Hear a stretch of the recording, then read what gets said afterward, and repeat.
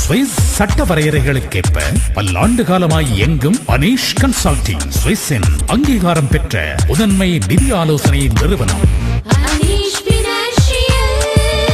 நீங்கள் எந்த மாநிலத்தில் இருந்தாலும் நீண்ட தூரம் அறையாமல் அங்கிருந்தபடியே கடன் பெறலாம். வேறு நிறுவனங்களுக்கூடாக பெற்ற கடன்களை கூட ஒரே கடன் தொகையாக்கி வட்டி சுமையை குறைக்கும் சூட்சுமம் அறிந்தது அனீஷ் கன்சல்டிங்.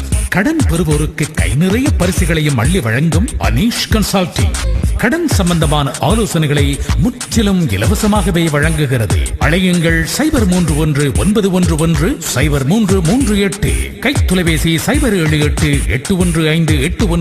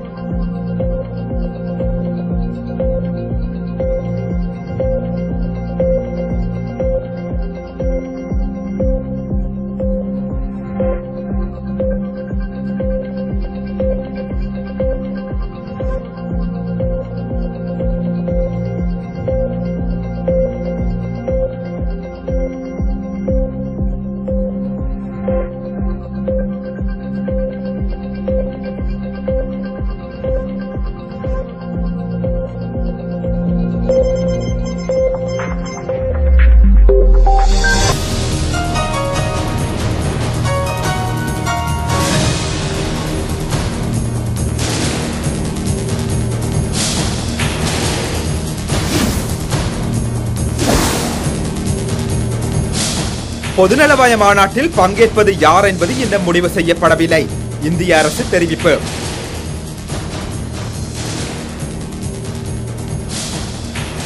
பொதுநலவாய மாநாட்டில் இந்தியா பங்கேற்பது உறுதிப்படுத்தப்படவில்லை என்பதை ஸ்ரீலங்கா அரசாங்கம் ஒப்புக்கொண்டுள்ளது.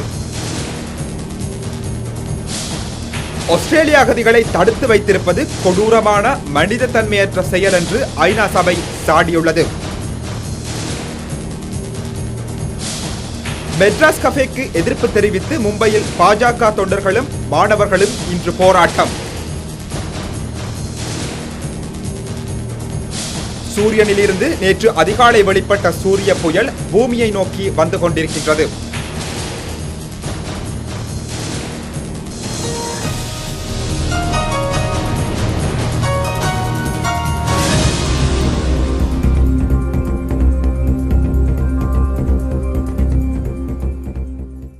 வணக்கம். தொடர்வது விரிவான செய்திகள். கொழும்பில் நடைபெறவுள்ள பொதுநலவாய தலைவர்களின் மாநாட்டில் பங்கேற்பது யார் என்பது குறித்து இன்னும் முடிவு செய்யப்படவில்லை என்று இந்திய அரசு தெரிவித்துள்ளது. இந்த மாநாட்டில் பங்கேற்பது குறித்து அனைத்துலக அரசியல், வெளிவிவகார கொள்கை மற்றும் தேசிய நலன் ஆகியவற்றை கருத்தில் கொண்டே முடிவெடுக்கப்படும் என்று இந்திய அரசு தெரிவித்துள்ளது. இந்திய நாடாளுமன்றத்தின் மேலவையில் இன்று காலை உரையாற்றிய இந்திய கம்யூனிஸ்ட் கட்சி உறுப்பினர் டி ராஜா, ஸ்ரீலங்கா அரசாங்கம் தமிழர்களை கொன்று குவித்து மனித உரிமை மீறல்களில் ஈடுபட்ட நிலையில் கொழும்பில் நடக்கவுள்ள பொதுநலவாய மாநாட்டில் தலைமை அமைச்சர் மன்மோகன் சிங் பங்கேற்கக்கூடாது என்று வலியுறுத்தினார். அத்துடன் இந்த மாநாட்டை இந்தியா புறக்கணிக்க வேண்டுமென்று தமிழ்நாடு மற்றும் புதுவை மாநில முதல்வர்கள் கடிதம் எழுதியிருப்பதை சுட்டிக்காட்டிய அவர், இந்த கடிதங்களை மத்திய அரசு பரிசீலிக்கின்றதா என்றும் கேள்வி எழுப்பினார். இதற்கு பதிலளித்த இந்திய வெளியுறவு அமைச்சர் சல்மான் குர்ஷித், இதுகுறித்து மத்திய அரசாங்கம் எந்தவித முடிவையும் இன்னும் எடுக்கவில்லை என்று குறிப்பிட்டார். இதையடுத்து இலங்கையில் தமிழர்கள் பாதுகாப்பாக வாழ 13வது திருத்தச் சட்டத்தை நடைமுறைப்படுத்த இந்தியா வலியுறுத்துமா என்று பாஜக உறுப்பினர் ரவிசங்கர் பிரசாத் கேள்வி எழுப்பினார். இதற்கு பதிலளித்த வெளிவிவகார அமைச்சர் சல்மான் குர்ஷித், 13வது திருத்தச் சட்டத்தை நடைமுறைப்படுத்த ஸ்ரீலங்கா அரசு எடுத்த நடவடிக்கை திருப்திகரமாக இல்லை என்றும் 13வது திருத்தச் சட்டத்தை நடைமுறைப்படுத்தி இலங்கையில் தமிழர்கள் உட்பட அனைத்து மக்களதும் பாதுகாப்பான வாழ்வை உறுதிப்படுத்த வேண்டும் என்று ஸ்ரீலங்காவை இந்தியா தொடர்ந்து வலியுறுத்தி வருகின்றது என்றும் தெரிவித்துள்ளார். எதிர்வரும் நவம்பர் மாதம் கொழும்பில் நடக்கவுள்ள பொதுநலவாய மாநாட்டில் இந்தியா பங்கேற்குமா என்று இன்னமும் உறுதிப்படுத்தவில்லை என்று ஸ்ரீலங்கா அரசாங்கம் ஒப்புக்கொண்டுள்ளது. பொதுநலவாய மாநாட்டுக்கான ஸ்ரீலங்கா அரசு தலைவரின் சிறப்பு அழைப்பு இந்திய தலைமை அமைச்சர் மன்மோகன் சிங்கிடம் கடந்த திங்கட்கிழமை ஸ்ரீலங்கா வெளிவிவகார அமைச்சர் GL பீரிஸினால் கையளிக்கப்பட்டது. ஆனால் இந்த அழைப்பு குறித்து இந்திய தலைமை அமைச்சர் மன்மோகன் சிங் எத்தகைய கருத்தையும் வெளியிடாமல் மௌனம் காத்து வருவதாக இந்திய ஊடகங்கள் செய்தி வெளியிட்டுள்ளன.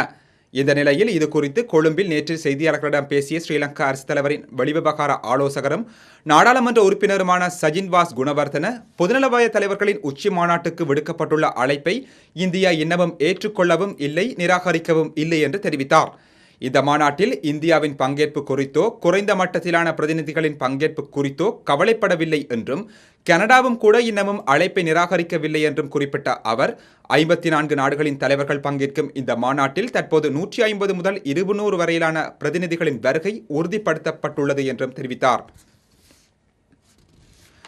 ஆஸ்திரேலிய அகதிகளாக அங்கீகரிக்கப்பட்ட 46 பேரை பாதுகாப்பு காரணங்களை காட்டி காலவரையறையின்றி தடுத்து வைத்திருப்பது கொடூரமான மனிதத்தன்மையற்ற இழிவுபடுத்தும் விதமான செயல் என்று ஐக்கிய நாடுகள் சபை கடும் சொற்களால் சாடியுள்ளது.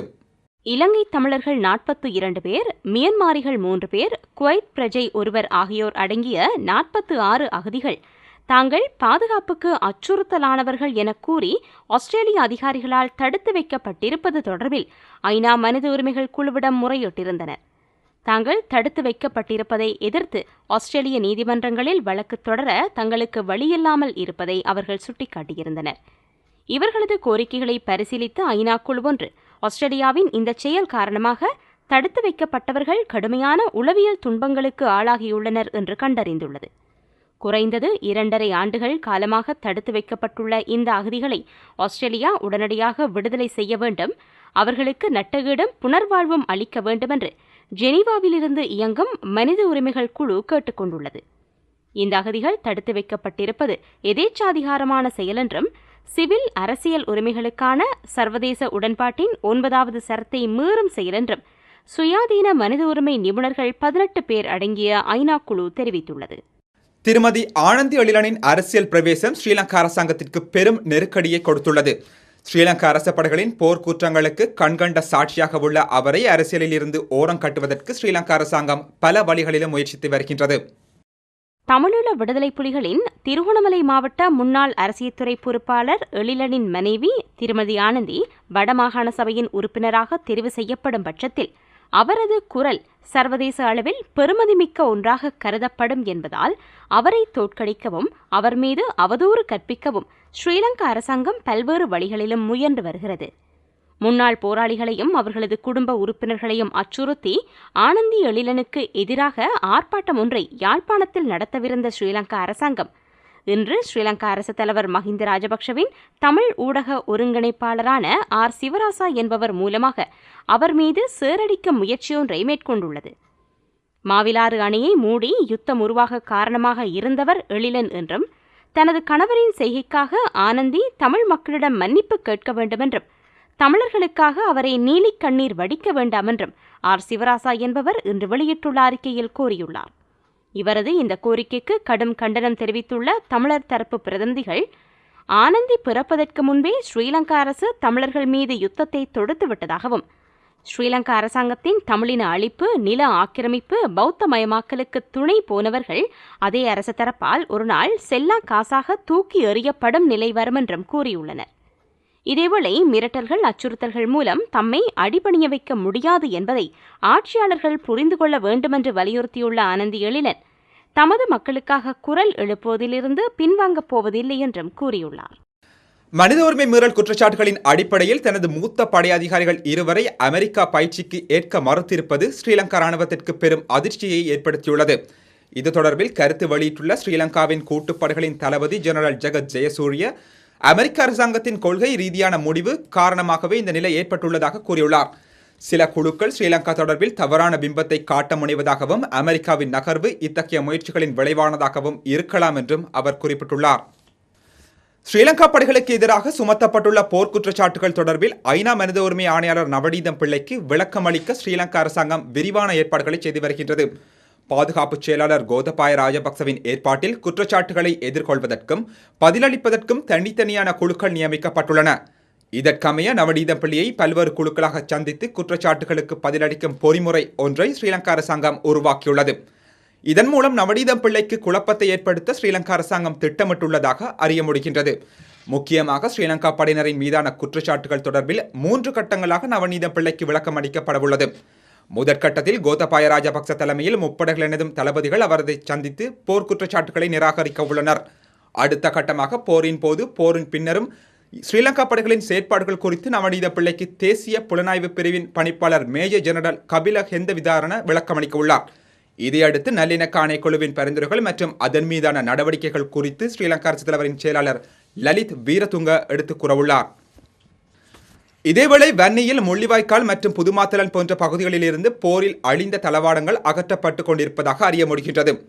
போர் முடிந்த பின்னரும் கடந்த 3 ஆண்டுகளாக குறித்து அழிவடைந்த பொருட்கள் முள்ளிவாய்க்கால் உள்ளிட்ட பல பகுதிகளில் இருந்தன. இந்த நிலையில் திடீரென கடந்த 2 நாட்களாக அவற்றை அகற்றும் பணி தீவிரமாக மேற்கொள்ளப்பட்டு வருகின்றது. ஐநா மனித உரிமை ஆணையாளர் நவநீத பிள்ளை ஸ்ரீலங்கா செல்ல உள்ள நிலையிலேயே குறித்த அழிவுகள் அகற்றப்பட்டு வருகின்றமை குறிப்பிடத்தக்கது. தமிழகத்தின் தலைநகரமான சென்னை மாநகரத்தின் 375வது பிறந்தநாள் விழா இன்று சிறப்பாக கொண்டாடப்படுகின்றது. இதையொட்டி அங்கு பல சிறப்பு நிகழ்வுகள் நடைபெறுகின்றன. தமிழ்நாட்டின் தலைநகரமும் இந்தியாவின் 4வது பெரிய நகரமுமான சென்னைக்கு நீண்ட வரலாறு உள்ளது. கிறிஸ்துவுக்கு பின் 1ஆம் நூற்றாண்டு முதல் பல்லவ, சோழ, விஜயநகர பேரரசுகளில் சென்னை ஒரு முக்கிய இடமாக விளங்கியது. வெளிநாடுகளிலிருந்து வர்த்தகர்களும் மத போதகர்களும் சென்னை கடற்கரை மூலம் வந்துள்ளனர். இந்த பகுதி முன்னர் சென்னப்பட்டணம் என்று சிறிய கிராமமாக இருந்தது. 1639ஆம் ஆண்டு ஆகஸ்ட் மாதம் 22ஆம் தேதி இந்நகரம் உருவானது. அன்றைய தினம் கிழக்கிந்திய கம்பெனியைச் சேர்ந்த பிரான்சிஸ் டே, ஆண்ட்ரூ ஹோகன் ஆகியோர் தற்போது சென்ட் ஜோன்ஸ் கோட்டை உள்ள இடத்தை வாங்கினார்கள். அந்த இடத்தை விற்ற ஐயப்பன், வேங்கடப்பன் ஆகியோரின் தந்தை சென்னப்ப நாயக்கன் என்பவரின் நினைவாக கோட்டைக்கு வடக்கே உள்ள ஊர் சென்னப்பட்டணம் என்று அழைக்கப்பட்டது. சென்னையுடன் இணைந்த திருவல்லிக்கேணி, மயிலாப்பூர், திருவெற்றியூர், திருவான்மியூர் ஆகிய பகுதிகள் பல நூற்றாண்டுகள் தொன்மையானவை. மயிலாப்பூர் பல்லவ அரசின் முக்கிய துறைமுகமாக விளங்கியது. 1646ஆம் ஆண்டு 19,000 பேருடன் இருந்த சென்னை கிராமம் இன்று 74,50,000 பேர் வரை வசிக்கும் மாபெரும் நகரமாக வளர்ச்சியடைந்துள்ளது. 1947ஆம் ஆண்டு சென்னை இந்தியா சுதந்திரம் அடைந்தபோது மெட்ராஸ் மாகாணத்தின் தலைநகரமானது. அப்போது அதன் பெயரும் மெட்ராஸ் என்றே அழைக்கப்பட்டது. 1969இல் மெட்ராஸ் மாகாணம் பல்வேறு போராட்டங்களின் பின்னர் தமிழ்நாடு என பெயர் மாற்றம் செய்யப்பட்டது. மெட்ராஸ் என்று அழைக்கப்பட்ட அதன் தலைநகரின் பெயரும் 1996ஆம் ஆண்டு சென்னை என பெயர் மாற்றம் செய்யப்பட்டது. சென்னை தென்னிந்தியாவின் வாசலாக கருதப்படுகிறது. சென்னை நகரிலுள்ள மெரினா கடற்கரை உலகின் நீளமான கடற்கரைகளுள் ஒன்றாகும். இந்தியாவின் தகவல் தொழில்நுட்பத் துறையில் சென்னை நகரம் 2ஆம் இடத்தில் உள்ளது குறிப்பிடத்தக்கது. மெட்ராஸ் கஃபே படத்திற்கும் தடை விதிக்க கோரி சென்னையில் பல்வேறு கல்லூரிகளைச் சேர்ந்த மாணவர்கள் போராட்டங்களில் ஈடுபட்டனர். மெட்ராஸ் கஃபே படத்திற்கு எதிராக அரசியல் கட்சிகள், தமிழ் ஆர்வலர்கள், மாணவர்கள் என சகல தரப்பினரும் களத்தில் குதித்துள்ளனர். விடுதலை புலிகளை இழிவுபடுத்தும் இந்த படத்தை திரையிடக்கூடாது, தடை விதிக்க வேண்டும் என்ற கோரிக்கை வலுத்து வருகின்றது. இந்த போராட்டத்தில் தற்போது மாணவர்கள் தீவிரமாக இறங்கி வருகின்றனர். பல்வேறு ஊர்களிலும் மாணவர்கள் போராட்டத்தில் பங்கேற்க ஆரம்பித்துள்ளனர். இதேவேளை ஈழத்தமிழரது உணர்வுகளை புண்படுத்தும் வகையிலான மெட்ராஸ் கஃபே படத்தை திரையிட எதிர்ப்பு தெரிவித்து மும்பையில் பாரதிய ஜனதா கட்சி தொண்டர்களும் மாணவர்களும் இன்று கண்டன போராட்டம் ஒன்றை நடத்தினர். மெட்ராஸ் கஃபே திரைப்படத்தை தமிழகத்தில் திரையிட கடும் எதிர்ப்பு தெரிவிக்கப்பட்டு வருகின்றது. அனைத்து கட்சிகளும் இயக்கங்களும் இந்த படத்தை தடை செய்ய வலியுறுத்தி வருகின்றன. தணிக்கை சபையின் அனுமதி இல்லாமல் மெட்ராஸ் கஃபே படத்தை தமிழில் வெளியிடக்கூடாது என்று சென்னை உயர்நீதிமன்றம் நேற்று உத்தரவிட்டிருந்த நிலையில் மும்பையில் பாரதிய ஜனதா கட்சி தொண்டர்களும் மாணவர் அமைப்பினர் பலரும் இணைந்து மெட்ராஸ் கஃபே படத்தை தடை செய்ய கோரி போராட்டம் நடாத்தினர். ஐரோப்பிய மற்றும் மத்திய கிழக்கு நாடுகளில் உள்ள நேயர்களுக்கான அறிவித்தல். ஜிடிவி தொலைக்காட்சி தற்போது யூரோபோட் செய்மதி அலைவரிசையில் சமிஞ்சை வர தொடங்கியுள்ளது. எனவே அனைத்து வாடிக்கையாளர்களும் உங்களுடைய செட்டப் பாக்ஸினை டியூன் செய்து கொள்ளுமாறு அன்பாக கேட்டுக்கொள்கின்றோம். மேலதிக விவரங்களுக்கு எமது வாடிக்கையாளர் சேவை பிரிவினை தொடர்பு கொள்ளுங்கள். ஹாட்பாட் சமிஞ்சை ஓரிரு நாட்களில் நிறுத்தப்பட்டுவிடும் என்பதனையும் அறிய தருகின்றோம்.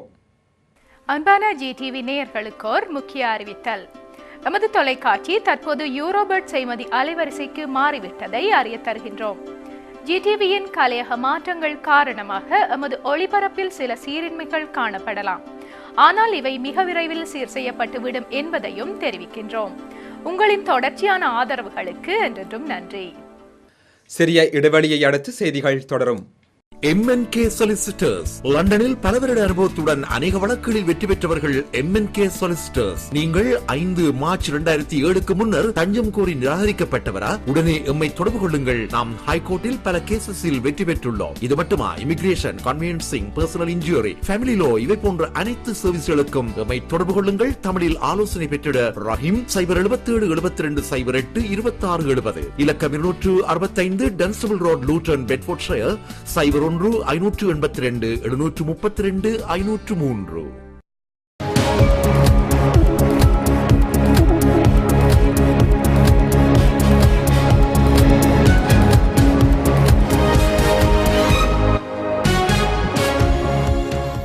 தொடர்வது உலகச் செய்திகள். சிரியாவில் நடத்தப்பட்ட ரசாயன தாக்குதல் குறித்து ஐக்கிய நாடுகள் சபை விசாரணை நடாத்தி உண்மை என்ன என்பதை கண்டறிய வேண்டும் என்று அமெரிக்கா வலியுறுத்தியுள்ளது. அதேவேளை ஐநா பொதுச் செயலாளர் பான் கி மூனும் இந்த தாக்குதல் குறித்து உரிய விசாரணை நடாத்த வேண்டும் என்று கோரியுள்ளார். சிரிய தலைநகர் டமாஸ்கஸின் புறநகர் பகுதியில் அரசு ராணுவத்தினர் ரசாயன வெடிகுண்டுகள் உள்ளிட்ட ஆயுதங்கள் மூலம் கடந்த புதன்கிழமை 1300 பேரை கொன்றுவிட்டதாக எதிர்க்கட்சியான சிரிய தேசிய கூட்டணி தெரிவித்த குற்றச்சாட்டு தொடர்பாக உடனடியாக விசாரணை நடத்த வேண்டும் என்று அமெரிக்க அரசு தலைவர் பராக் ஒபாமா கோரியுள்ளார். சிரிய கிளர்ச்சியாளர்கள் கூறுவது போல சிரிய அரசு ரசாயன ஆயுதங்களை பயன்படுத்தி இருந்தால் அதற்கு காரணமானவர்கள் மீது நடவடிக்கை எடுக்க வேண்டும் என்று ஒபாமா குறிப்பிட்டுள்ளதாக வெள்ளை மாளிகையின் முதன்மை துணைச் செயலர் ஜோஷ் எர்னஸ்ட் தெரிவித்துள்ளார். இதேவேளை ஐநா பொதுச் செயலாளர் பான் கி மூனும் இந்த தாக்குதலுக்கு கடும் கண்டனம் தெரிவித்துள்ளதுடன் இது தொடர்பான உண்மை நிலையை கண்டறியுமாறு சிரிய தலைநகர் டமாஸ்கஸில் உள்ள தனது அதிகாரிகளுக்கு உத்தரவிட்டுள்ளார். ஐரோப்பிய ஒன்றியமும் இந்த தாக்குதலுக்கு கண்டனம் தெரிவித்துள்ளது. ரசாயன ஆயுத தாக்குதலை ஏற்க முடியாது, இது பற்றி உடனடியாக விசாரிக்க வேண்டும் என்று ஐரோப்பிய ஒன்றியத்தின் வெளியுறவு பிரிவு தலைவர் கேத்ரின் ஆஸ்டன் தெரிவித்துள்ளார். சூரியனிலிருந்து நேற்று அதிகாலை வெளிப்பட்ட சூரிய புயல் பூமியை நோக்கி வந்து கொண்டிருப்பதாகவும் இதனால் பூமிக்கு நேரடி பாதிப்பு இல்லை என்றாலும் தொலைத்தொடர்பு சாதனங்களுக்கு பாதிப்பு ஏற்படலாம் என்றும் நாசா ஆய்வு மையம் தெரிவித்துள்ளது. சூரியனில் இருந்து நேற்று அதிகாலை வெளிப்பட்ட இந்த சூரிய புயல் வினாடிக்கு 917 கிலோமீட்டர் என்ற வேகத்தில் பூமியை நோக்கி வருகின்றது என்றும் இது பூமியை வந்தடைவதற்கு 1 முதல் 3 நாட்கள் ஆகும் என்றும் இதனால் பூமிக்கு எந்தவித பாதிப்பும் ஏற்படாவிட்டாலும் விண்வெளியில் உள்ள செயற்கைக்கோள்களை இது பாதிக்கும் என்றும் அமெரிக்காவின் நாசா விண்வெளி ஆய்வு மையம் தெரிவித்துள்ளது. சூரியனின் மேற்புறத்தில் நிகழும் பல்வேறு வேதியியல் மாற்றங்களால் சூரிய காந்த புயல் 3 விதத்தில் உருவாவதாக நாசா தெரிவித்துள்ளது. முதலாவது மின்காந்த தூண்டலால் ஏற்படும் கதிர்வீச்சாலும், இரண்டாவது புரோட்டான்கள் நிறைந்த அதிர்வலையால் ஏற்படும் கதிர்வீச்சாலும், மூன்றாவதாக சூரியனின் கரோனா என்ற மேற்புறத்தில் இருந்து எழும் பிளாஸ்மா எனப்படும் கதிர்வீச்சாலும் இந்த புயல் உருவாவதாக நாசா கூறியுள்ளது. இந்த சூரிய புயல் நிகழ்வு அடிக்கடி நடைபெறும் ஒரு நிகழ்வுதான் என்று தெரிவித்துள்ள நாசா, இதனால் பூமிக்கு எவ்வித பாதிப்பும் ஏற்பட்டதில்லை என்றும், ஆனால் 1989ஆம் ஆண்டு கனடாவை தாக்கிய சூரிய புயலால் அங்குள்ள மின் விநியோக கட்டமைப்பு பெரும் பாதிப்புக்குள்ளானதையும் சுட்டிக்காட்டியுள்ளது. விக்கிலீக்ஸ் இணையத்திற்கு அமெரிக்க ராணுவ ரகசியங்களை வழங்கிய அந்நாட்டின் படைவீரரான பிரெட்லி மேனிங்கிற்கு 35 ஆண்டுகள் சிறை தண்டனை விதிக்கப்பட்டுள்ளது. அமெரிக்கா உள்ளிட்ட சில உலக நாடுகளின் ராணுவ ரகசியங்களை தனது விக்கிலீக்ஸ் இணையம் மூலம் வெளியிட்டு பரபரப்பை ஏற்படுத்தியவர் ஜூலியன் அசாஞ்சே. இதன் காரணமாக அந்த நாடுகளின் எதிர்ப்பை சம்பாதித்துக் கொண்ட அவர் தற்போது லண்டனில் உள்ள ஈக்வடோர் தூதரகத்தில் தஞ்சமடைந்துள்ளார். விக்கிலீக்ஸுக்கு ராணுவ ரகசியங்களை வழங்கியதாக அமெரிக்க படைவீரர் பிரெட்லி மேனிங் மீதும் குற்றம் சாட்டப்பட்டிருந்தது. உளவு பார்த்தல், திருட்டு, கணனி மோசடி உள்ளிட்ட 20 குற்றச்சாட்டுகள் அவர் மீது சுமத்தப்பட்டிருந்தன. இதில் பெரும்பாலானவற்றை பிரெட்லி மேனிங் ஒப்புக்கொண்டுள்ளார். இந்நிலையில் இது தொடர்பான வழக்கை விசாரித்த அமெரிக்க ராணுவ நீதிமன்றம் பிரெட்லி மேனிங்க்கு 35 ஆண்டுகள் சிறை தண்டனை வழங்கி நேற்று உத்தரவிட்டுள்ளது. எகிப்து முன்னாள் அரசுத் தலைவர் ஹொஸ்னி முபாரக் விடுதலையாகும் பட்சத்தில் அவரை வீட்டுக்காவலில் வைக்க அந்நாட்டின் இடைக்கால அரசாங்கம் தீர்மானித்துள்ளது. எகிப்தில் 2011ஆம் ஆண்டு ஏற்பட்ட மக்கள் புரட்சியின் எதிரொலியாக அரசுத் தலைவர் பதவியிலிருந்து ஹொஸ்னி முபாரக் நீக்கப்பட்டார். இதைத் தொடர்ந்து ஊழல் குற்றச்சாட்டுகளின் கீழ் அவர் சிறையில் அடைக்கப்பட்டார். எனினும் முபாரக்குக்கு எதிரான குற்றச்சாட்டுகள் ஆதாரபூர்வமாக நிரூபிக்கப்படவில்லை. எனவே அவரை விடுதலை செய்து கெய்ரோ நீதிமன்றம் நேற்று தீர்ப்பு வழங்கியுள்ளது. தற்போது பல்வேறு பிரச்சினைகளுக்கு முகம் கொடுத்து வரும் எகிப்தில் முபாரக் விடுதலையானால் பதற்றம் மேலும் அதிகரிக்கும் என்று கருதப்படுகிறது. இத்தகைய சூழ்நிலையில் முபாரக் விடுதலை செய்யப்பட்டால் அவரை கட்டாய வீட்டுக்காவலில் வைக்க எகிப்து இடைக்கால அரசாங்கம் தீர்மானித்துள்ளது. இது தொடர்பான உத்தரவை தலைமை அமைச்சரும் இராணுவ துணை தளபதியுமான ஹசன் எல் பெப்லவி பிறப்பித்துள்ளதாக செய்திகள் தெரிவிக்கின்றன. அடுத்து வருவது உலகின் முக்கிய நகரங்களுக்கான காலநிலை அறிக்கை.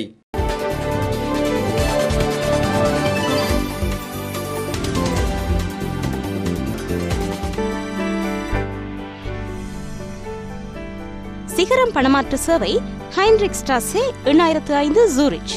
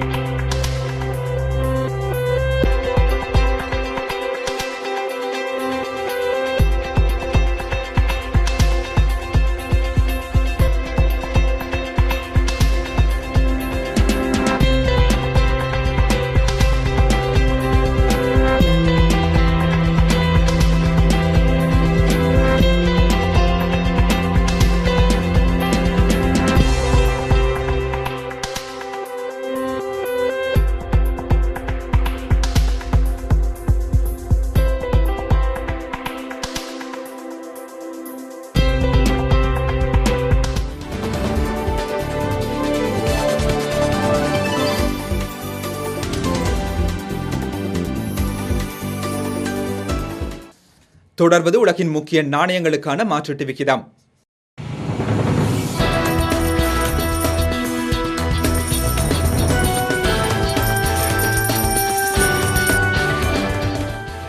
சுவிஸ் பிராங்குக்கு எதிரான மாற்றீட்டு விகிதங்களுக்கு ஆதரவு வழங்குவோர் ஜெயம் மல்டி எக்ஸ்பிரஸ் மட்டன் காசா 24,8500 ஜூரிச்.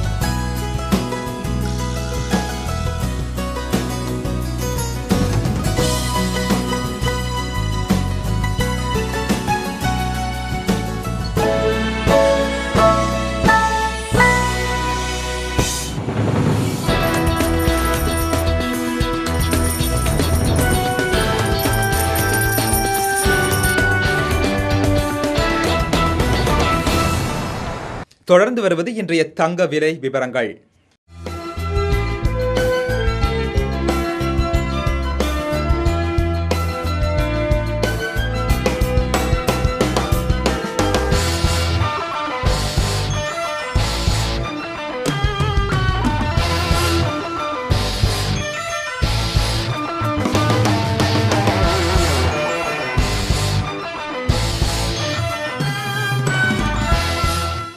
இனி மீண்டும் தலைப்புச் செய்திகள்.